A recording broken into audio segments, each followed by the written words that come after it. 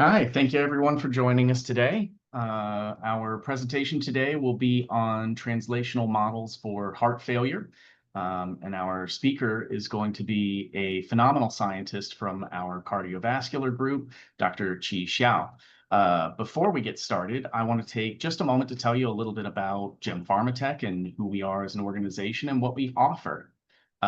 So GemPharmatech is a global biotechnology company dedicated to providing solutions for biomedical research. And the basis of a lot of the work that we do is around providing genetically engineered mouse models for human disease and for genetics and biology.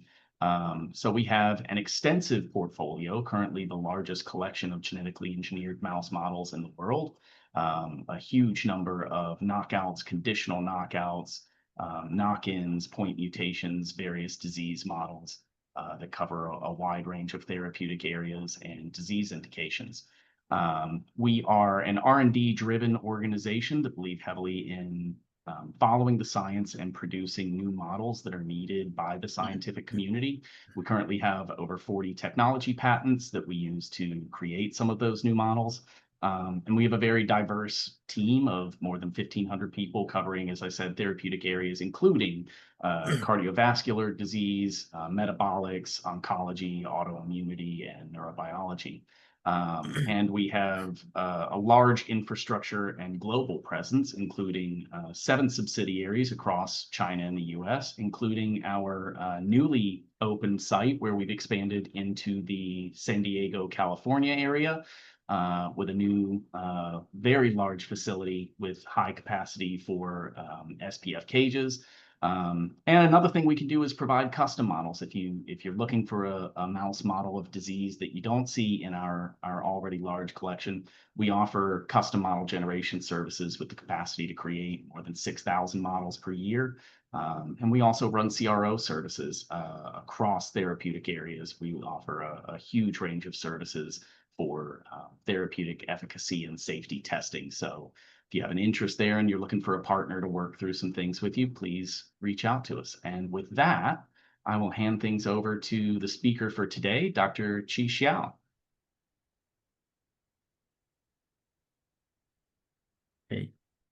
Okay. Good morning, everyone, and thank you for joining our today's webinar focused on heart failure. And as we know, cardiovascular disease remains the world-leading cause of the death, claiming over millions lives annually. Despite decades of research, clinical outcomes remain suboptimal, especially for the treatment of the heart failure. As shown in the red panel, a variety of medication has been developed for heart failure treatment, including approaches such as blood pressure regulation, vasodilation, diuresis, and heart rate control. All of these approaches aiming to reduce cardiac workload. And in conventional definition, heart failure is regarded as ventricular systolic dysfunction, myocardial ischemia, and loss of cardiomyocytes. While gradually increased clinical evidence figure out the more complication of heart failure. Based on the ESC clinical classification of heart failure, two major types of heart failure has been defined as HFrEF and HFpEF. At GemPharmatech, we are aiming to provide in vivo models, bridging the gap from preclinical research to clinics. Today, I will briefly introduce background of both kinds of heart failure and the current therapeutic methods, and then show how our standardized platform and genetic engineered mouse model accelerate therapeutic discovery.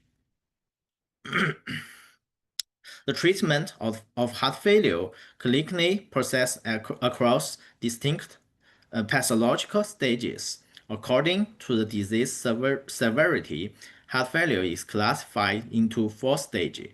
At stage 1, the patient typically shows no structural or functional abnormality, but exhibit cardiovascular risk factors such as obesity, diabetes, hypertension, and atherosclerosis. Medication such as ACEI, ARBs, and statins are widely used to control those indicators and prevent diseases advancement. At stage 2, the heart demonstrates structural change, such as myocardial hypertrophy, and yet the cardiac function remains above heart failure diagnostic thresholds. Treatments such as beta blockers may be administered in this condition to avert further deterioration. At stage 3, the patient displayed clinical manifestation of heart failure, often with significant comorbidity. At this stage, heart failure could be subdivided to two kinds by ejection fraction as HFrEF and HFpEF. First-line treatment employs the quadruple regimen using ARNI and aldosterone antagonist, beta blocker, and SGLT2 inhibitor for chronic heart failure management. And other agents such as the infibrating, hydrolysine, and diuretics and other kind of drug may be used for address comorbid symptoms. And at the final stage, at stage 4, the refractory heart failure requires advanced intervention such as heart transplantation. Drug development for heart failure extended far beyond current standard treatments, and with an increasing number of innovative therapeutics advancing into clinical trials and generating robust clinical data. Those drugs developed and designed according to the unmet clinic needs, as shown here. According to the AHA 2023 reports, 5 critical diseases scenarios exhibit urgent clinic demands, including resistant hypertension, recurrent acute vascular events, and atherosclerosis, despite no standard modified risk factors, and rapid progression of HFrEF, and also, as we said, the new types of heart failure, HFpEF. Emerging therapeutic strategies, including MR antagonist, SGC activation stimulator, NPR agonist, and ISP1 activator, and cardiac myosin activator, MPO inhibitor, and also incretin mix. Also, although no cover today, and these trials with clinic benefits are highlighted with red blocks.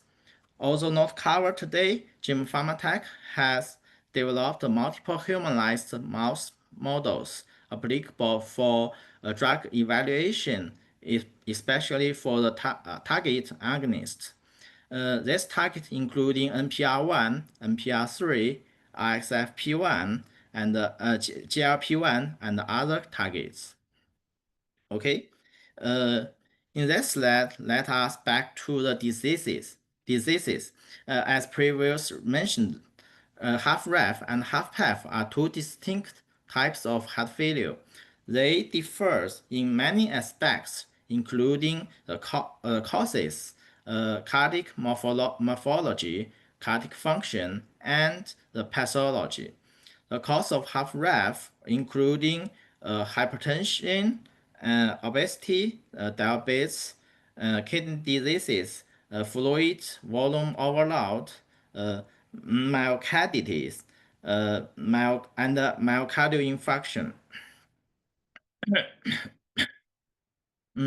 And different from HFrEF, the HFpEF is highly associated with several main risk factors, including aging, metabolic disorder, and hypertension. Meanwhile, COPD and systematic inflammation are also important causes for HFpEF.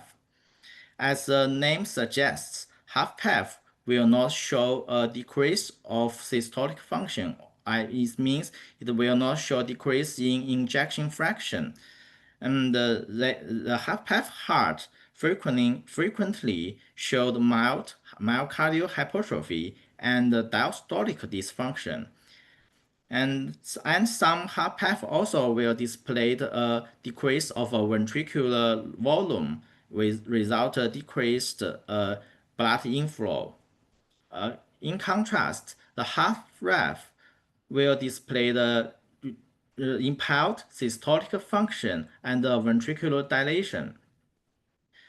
From the pathological analysis, we can see different feature in these two kinds of heart failure. In the HFrEF, we observed a loss of cardiomyocytes because of the stress, and the cardiomyocytes will be replaced by the fibrotic tissues. However, in HFpEF, the deposition of the fiber will display interstitial fibrosis, and is also a reason for the increase of cardiac stiffness in HFpEF. In this slide, you can see available models and surveys in GemPharmatech clinical cardiovascular platform, including heart failure, cardiomyopathy, hypertension, stroke, and thrombosis, and peripheral vascular diseases, atherosclerosis, comorbidities, and comorbidities. And this red highlighted part will be introduced for the heart failure models today. And besides of that, if you look at the green or blue highlight parts, we think they are also recommended models for other application or other indications studies. If you have any interest in this kind of models, please contact with our BD or technical teams for more informations. To provide reliable and reproducible data and high-quality surveys, we standardized our technique platform and continuously updated. Here, we present the platform capability in heart morphology, function, electrophysiology, hemodynamics studies. We are also introducing GLS and PV loop into GemPharmatech, and this part may be ready for service at the end of this year. The red boxes denote the technique methodology validated for the animal models discussed today, including tail cuff blood pressure measurements, echocardiography, and electrocardiography. We can start the using the echocardiography, we can study the heart morphology and the heart function in living animals. Doppler ultrasound is widely used for study the hemodynamics in heart and also other blood vessels below the surface, such as the aortic artery, renal artery, and some other blood vessels. Using ECG, we can study we can study the electronic conduction in arrhythmia, cardiomyopathy, and also in myocardial ischemia.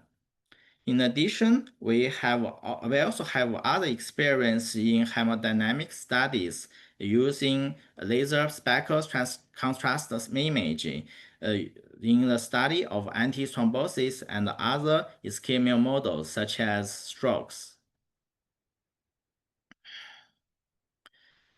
Okay. The first heart failure model I would like to introduce is osmotic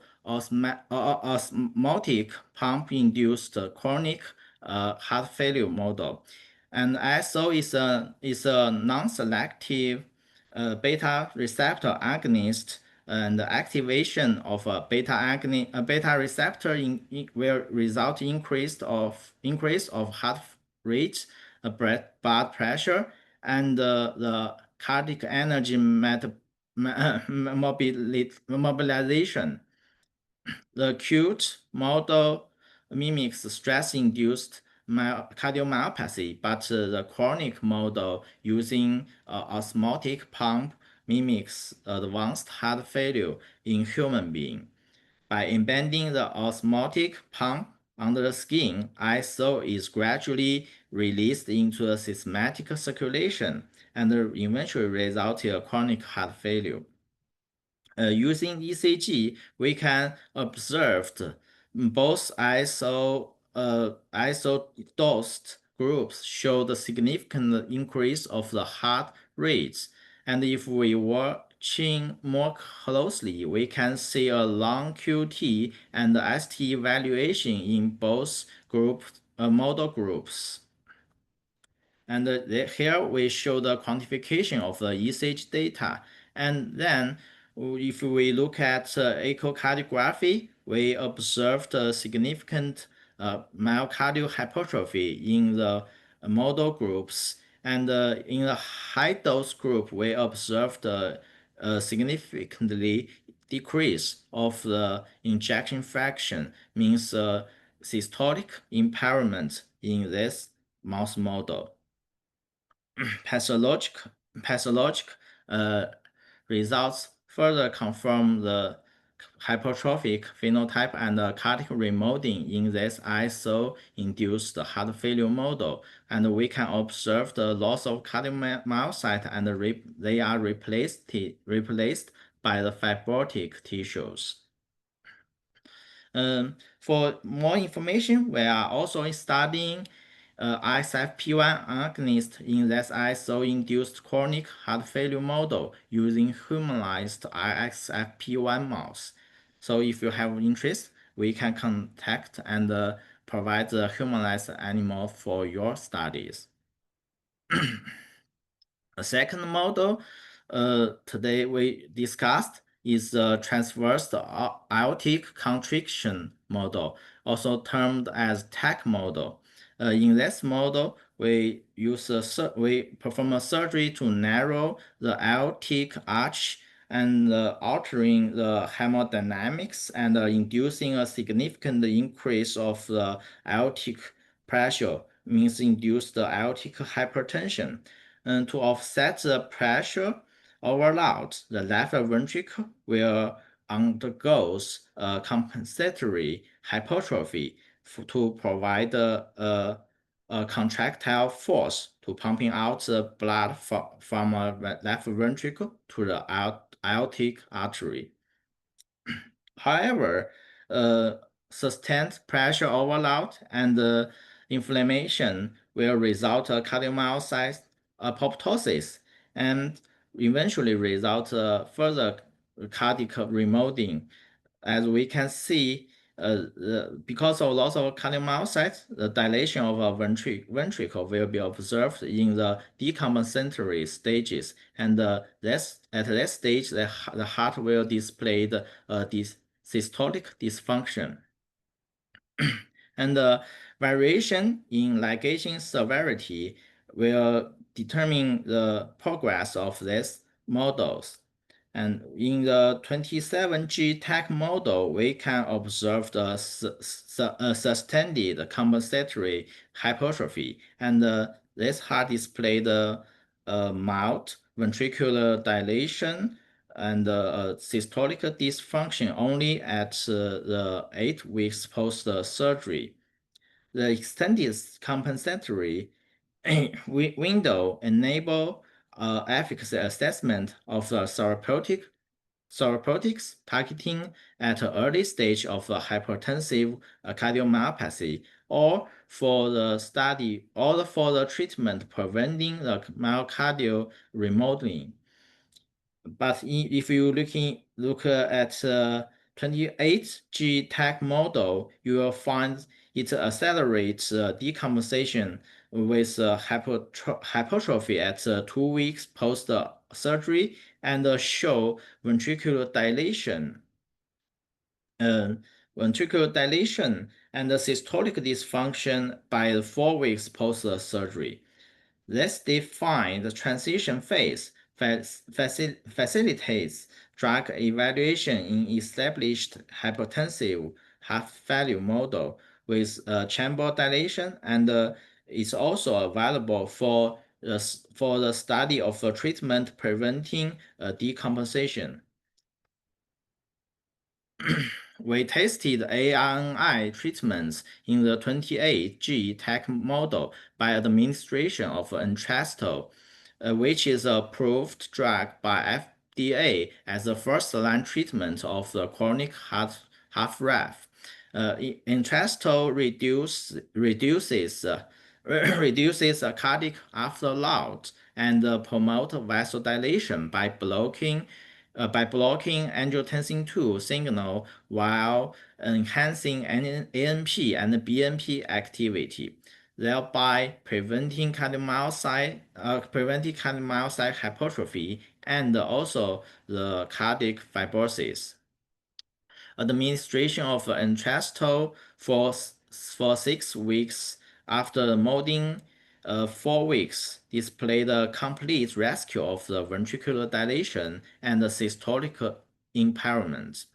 And following Entresto administration, the cardiac hypertrophy index was significantly reduced, reflecting the regression of the maladaptive myocardial remodeling. Here, even we do not show any pathological results, but we can see we observed no fibrosis after Entresto administration in this efficacy study. And then another one major or primary cause of HFrEF is about myocardial ischemia, and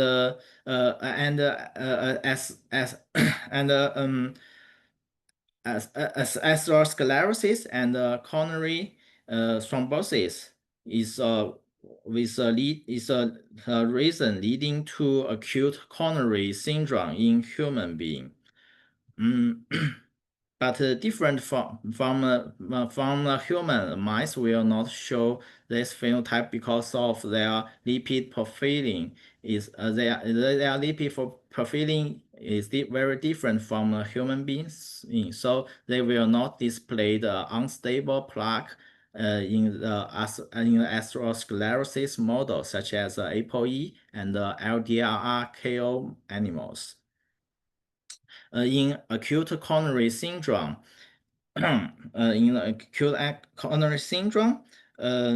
degree of the coronary artery obstruction will manifest a very different ST segment alternation.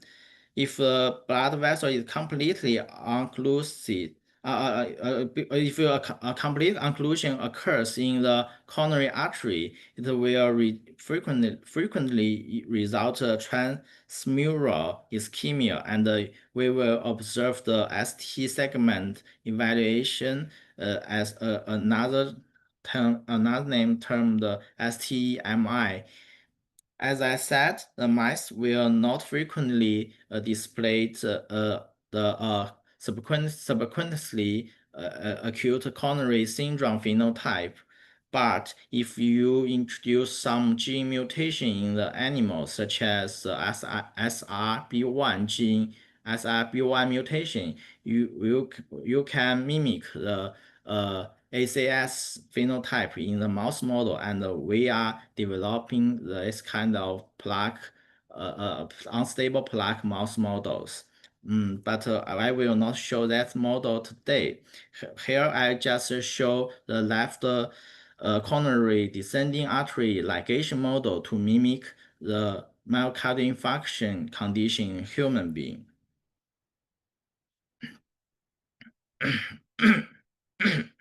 Okay, we return to a surgery model. Here I will just briefly introduce our modeling methodology. Our coronary artery ligation methodology differs from the conventional CRO approaches. Notably, our platform requires no ventilation during the surgery process. After we anesthetize the mouse, a blunt dissection of the chest muscle will be performed for creating a surgery field. Then we pump out from the chest, and the target coronary artery could be rapidly ligated. The pale of the ventricular apex confirms the success of the ligation, and immediately ischemia onset. Following the heart be replaced into the chest, we close the skin by the suture, and the restrict post-operative care protocol will be implemented. And within this method, we can finish one surgery animals in several minutes, and we can provide dozens of the MI animals in one working day. And within minutes post-surgery, the ST segment evaluation can be confirmed by ECG.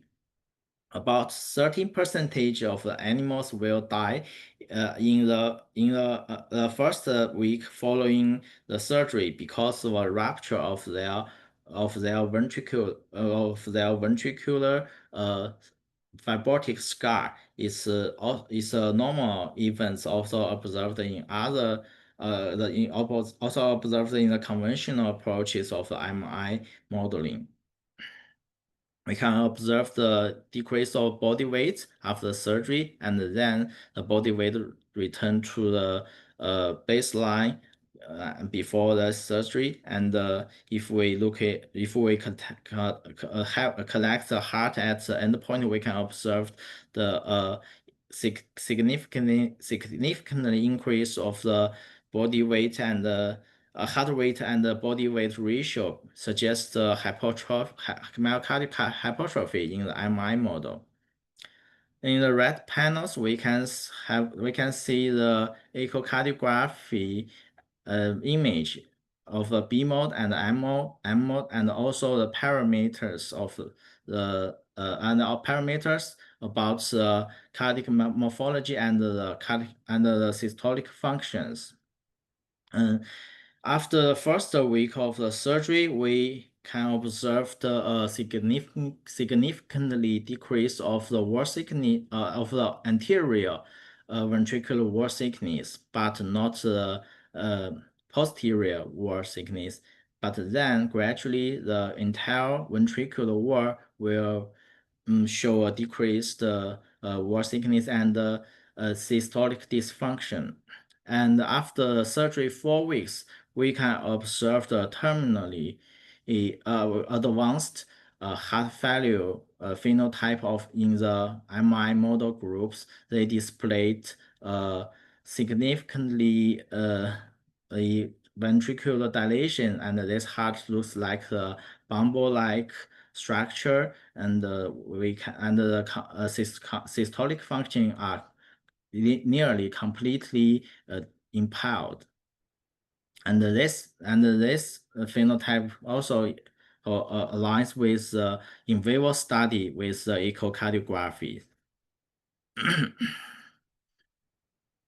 Okay, In our myocardial infarction model, we investigate the cardioprotective effect of interstitial, and when administered on the day of the modeling, interstitial prevent further ventricular dilation and the decline of the ejection fraction. Means it also prevent systolic dysfunction. In over the 2 weeks post-surgery period. And the pathologic fibrotic quantification is a golden criteria for study the effect of the drugs in myocardial infarction model, where you to minimize the errors from the thin fibrotic layers. We imply the middle line method for quantification in multiple slides from the basal to the apex. And then we will introduce HFpEF model, and HFpEF accounts about 50% of the heart failure cases, and currently no effective therapeutics available. Unlike HFrEF, metabolic disruption plays a central role in HFpEF pathogenesis, and it's also a key driving. Its rising prevalence globally as obesity rate increase.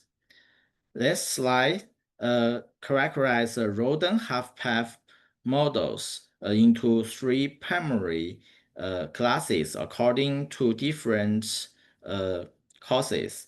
We classified this kind of models according to age-associated HFpEF, cardiometabolic HFpEF, and hypertension-associated HFpEF. We will focus on the yellow highlighted models, combine HFadelt and L-name. Here we use HFadelt to induce the obesity and metabolic dysfunction, while L-name is inhibit nitric oxide synthesis, causing impaired vasodilation and sustained hypertension and also coronary microvascular dysfunction. These phenotypes are also collectively recaptured clinic HFpEF features. Systolic function is not a feature. Systolic dysfunction is not a feature of HFpEF. Instead, HFpEF hearts frequently display diastolic dysfunction, and which limits the unity of a conventional B mode and M mode echocardiographic for functional assessment. And in clinic, pulse wave Doppler and tissue Doppler imaging are widely employed to analyze the mitral inflow velocity and also the mitral annular motion. EA ratio and the E and little e ratio are used to evaluate ventricular diastolic function. Unlike the TDI imaging, the mitral inflow pattern displayed a very different waveform at different stages of diastolic dysfunction. And in the normal condition, we can observe the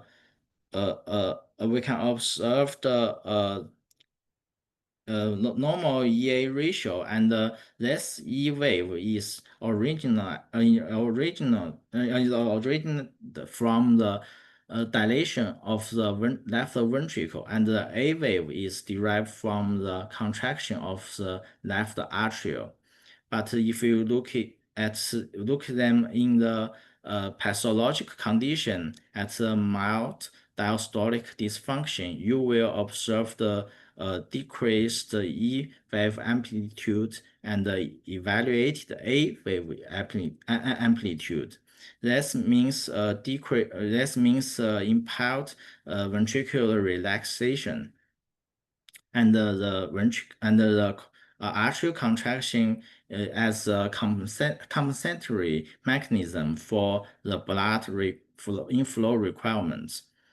And if you look at moderate diastolic dysfunction stage, it's also named the pseudo-normal stage. You will find a very similar waveform as the normal condition. But if we look at the IVRT and the EA ratio, you will observe the prolonged IVRT and evaluate the E and the little e ratio means means impaired myocardial compliance at these stages.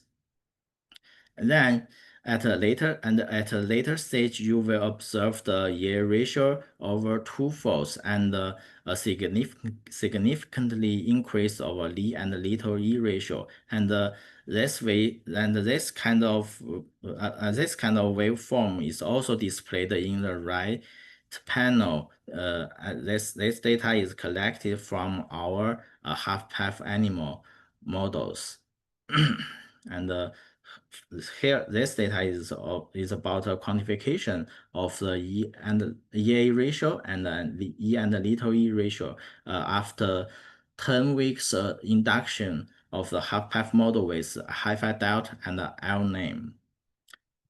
Other parameters can further demonstrate this the success of this HFpEF model. It's about body weight. Because as I said, this kind of model displayed a metabolic disorder, including obesity and some other, such as high glucose and hyperlipidemia phenotype. But I did not show this result here.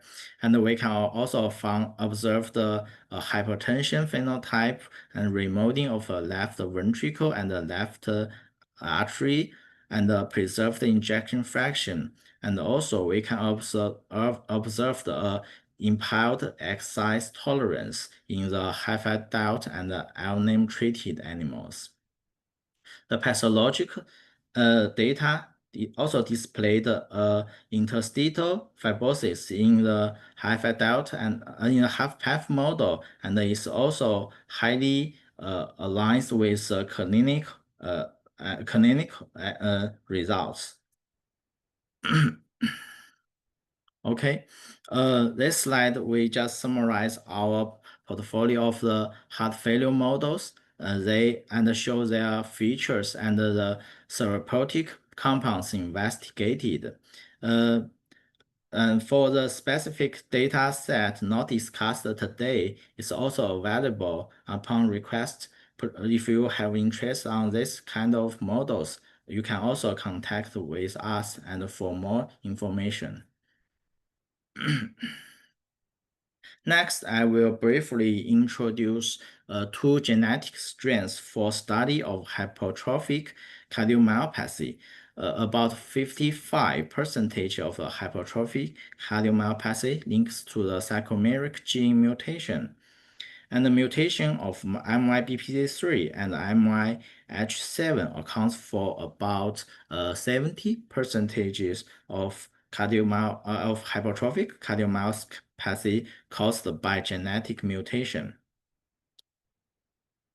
And MYBPC3 is a regulatory protein binding to myosin heavy chain, and it's important for for cardiomyocyte relaxation, and hypersufficiency and loss of function of MYBPC3 results in increase of myocardial stiffness, and is frequently observed in human beings.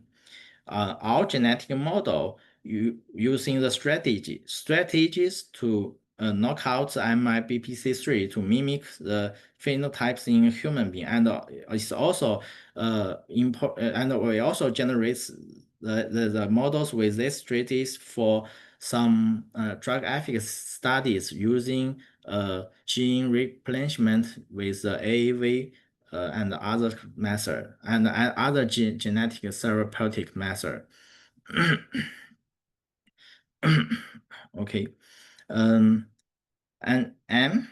if you look at that model, you will see our genetic model display the eccentric hypertrophic phenotypes such as myocardial hypertrophy, increase of the ventricular wall thickness, and the ventricular dilation, and the systolic dysfunction. We identify these defects as early as the animals are 2 weeks old, and our team have enriched the experience of drug administration at this stage with posterior orbital vein injection. Different from MYBPC3 knockout mice, the point mutation in MYH6 in mouse phenocopies the human MYH7 mutation, and the identical mutation site disrupted this protein's binding affinity with MYBPC3, resulting a hypercontractile state of the cardiomyocytes. In contrast, after the born 8 weeks, MYH7 mutant mice displayed a concentric hypertrophic phenotype. We can observe myocardial hypertrophy, but with a decrease of the left ventricular volume and a gradually increased ejection fraction. Here is a summary of these two types of hypertrophic animal model, hypertrophic cardiomyopathy animal models, and our research team possess extensive expertise across both model drug efficacy study, including AAV-based therapeutics and ABE or CBE based princess gene editing, myosin inhibitor such as mevacantin and other types of small molecular compounds. Okay, today's topic is over, and thank you for your listening and watching. Thanks so much, Chief, for that fantastic presentation. At this time, we would like to open the floor for Q&A. You can enter your questions into the chat box that's at the bottom of your screen there. While you guys are typing and entering your questions, I want to go ahead and ask one of my own that's come up here. So I think what I'd like to ask first is, you presented several models that are great models that have clear translational validity that offer a variety of phenotypes. What do you think are the primary factors that people need to consider to choose between models such as the ISO model, the transverse aortic constriction, or the ischemia reperfusion model? What factors do you look to first if you have a therapeutic that you want to test efficacy on? What factors do you look to first to select a model for those studies? I think based on the MOA of the drugs, because in fact that's different models. They mimic different clinical conditions, such as TAC mimics the hypertensive heart failure, but that also myocardial infarction model mimics ischemia heart failure. So based on the MOA of a drug, if a drug show some benefit for decrease cardiac afterload, or maybe helpful for decrease cardiac working load, they may be available for the hypertensive heart failure model, such as TAC model. But if your drug have the effect for altering the metabolic feature of the cardiomyocyte or can prevent the cardiomyocyte apoptosis in the hypoxia or ischemic condition, I will recommend this study using the myocardial infarction model. Compared with these two models, the ISO model displayed more feature about the cardiomyocyte apoptosis and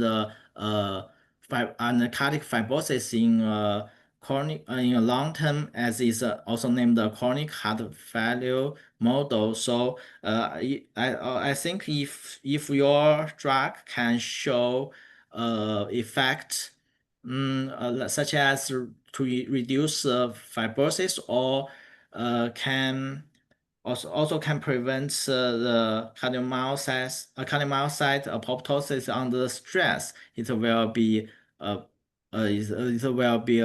applicable. It will be available for the ISO model using the discovery of this kind of drugs. Yeah. Okay, that's very helpful. Let me ask a similar question regarding the sarcomeric mutation models.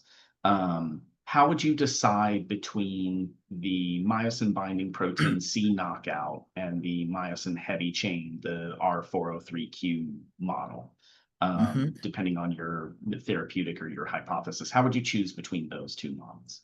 Okay.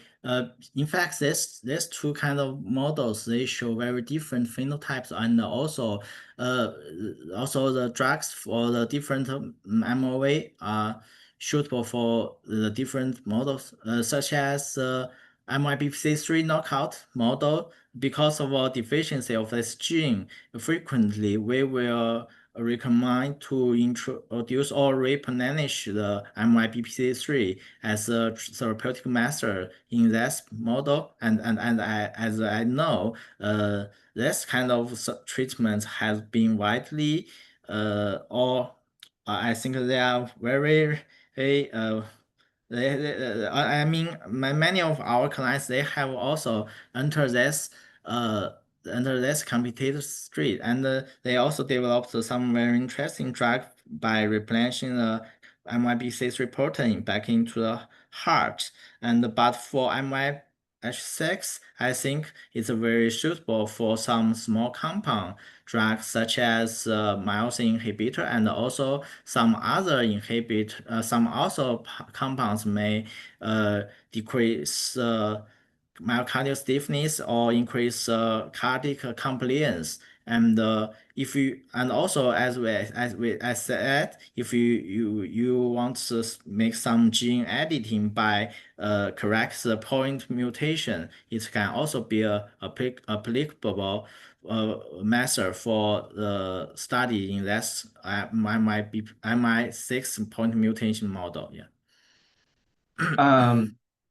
For researchers and companies who are developing sort of the next generation of cardiovascular therapeutics, where do you see these models sort of incorporated into the drug development pipeline? How do you see the existing companies using these models? Where are they using them in their pipeline, sort of early to late stage? What type of data are they looking for? How are you seeing people get success out of utilizing these models today? I think for heart failure models, most application of the models may be in the after drug discovery. I mean, if you have developed the drug leads, you may study them in the heart failure model. But if for some, as I said, if you are studying these drugs in some early stage, like stage 1 and 2, you can also using our animal resources for early drug discovery. And as I know, some of our clients they also use the animal models for early drug discovery, but with a high I-through efficiency. I mean, but most of these drugs are targeting to the risk factor of cardiovascular diseases. And okay. All right, so I have a question here from an attendee, which is, how do you account for gender differences in humans, for example, that are seen in preserved ejection fraction? And are those differences accounted for by these models? Do you see any sex differences in the mouse models? You mean heart failure with preserved ejection Yes. fraction, right? Yeah. Okay. In fact, we indeed observe some differences about our models from the observation in human being, such as most mouse model with a heart failure with preserved ejection fraction, they will not show some uh, atrial advanced remodeling phenotype and also some some alteration of their lung structure and such as some COPD phenotypes in our models, but I think this difference may be derived from the differences of about the hemodynamics difference between human and mice, and also about the induction time span. Because in human, you need a very long time to develop the advanced half-path symptoms, but in mouse, we only induce these phenotypes in several weeks. So I think both reasons can contribute to the differences of the uh, human and the mouse. The result they show some minor differences, but for the major parameters such as diastolic function, some ventricular cardiac remodeling, and increase of the blood velocity, also intraventricular pressure, they also can mimic greatly as a human being. They may have its limitation, but it's also available for some study, preclinical. Yeah. Um, on that note, I want to ask one last question, and it's a little less technical and a little bit more philosophical. But so, how good overall do you think the collection of models that are available for studying heart failure are at creating translational validity? So obviously these models have different phenotypes that they capture, different aspects of disease pathology that they capture. And so it's going to vary from one to the next. But overall, with such a good collection of models, how close are we to really and truly mimicking what we see in the clinic and having super solid translational validity that we know that what we see in the mouse is recapitulating what we see in the human? Or are there things that you feel like we're still missing? In fact, we are developing some new mouse models, just want to improve the translation from the preclinical, especially for the rodent models to the clinics. And but I said, mouse they show some different feature. But for today discussed the heart failure models. I think, uh, sorry. No, you're Uh, fine. okay.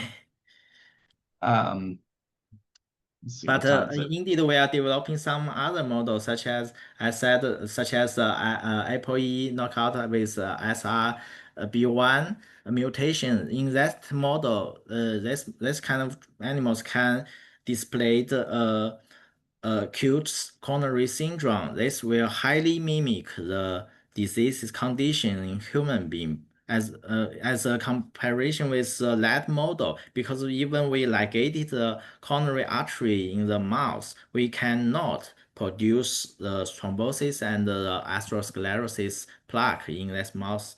So we are also developing some mouse animal models which can highly mimic the clinic conditions in the animal, and it's also very helpful for study the drugs preclinical, because we know in clinic we will not only focus on the heart cardiac function and the also the pathological and other some parameters. We also focus on the cardiac events such as myocardial infarction ratio and like the survive ratio. But that at this moment we cannot study them in the lab or myocardial infarction as a ligation model. But with that genetic model, we can study that kind of parameters in that advanced mimic model. Yeah.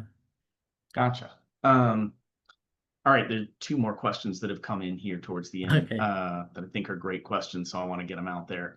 The first is SGLT2 inhibitors such as dapagliflozin, sorry, not super familiar with that drug, so I can't read that one quickly, are used in heart failure with preserved ejection fraction, even though the initial indication that they were described for was type 2 diabetes. Which of the models that you've presented today do you think would be the most suitable for trying to dive into the mechanism of action of that drug and why it's effective for heart failure? Yeah, in fact, we have studied SGLT2 inhibitor in the HFrEF and LNAME combined with LNAME models. And as we know, EMPA and DAPA is approved therapeutic method for the HFpEF with preserved injection fraction. And we also observed the efficacy of this kind of drugs in the model, I mean high fat out with LNM. But as you mentioned, the diabetics model is also very interesting. But for the diabetic half path, if you use I mean, B6 mice, you need a very long time to induce this kind of model, and with lower modeling successful rates. We have studied some internal research with wild mouse. I mean, we introduce some chromosome from wild mouse into the B6 mice, and we can increase diabetic modeling rates. And currently, we have developed this kind of model, but but we have not yet studied SGLT2 inhibitor in that kind of model. But of course, because SGLT2 is also approved drug in the diabetes. So I think it should greatly in that kind of half-pipe model. Yeah. All right, I have one last question that's actually come up in a different couple of ways. So I'm going to try and synthesize it into one solid question, which is that heart failure with preserved ejection fraction has historically been difficult to model in animals. Um, what are what are sort of the key challenges there that have created that difficulty in the past, and how have you overcome or addressed those challenges and to ensure that the model, first of all, is reliable and reproducible in mice, but also maintains translational validity? Mhm.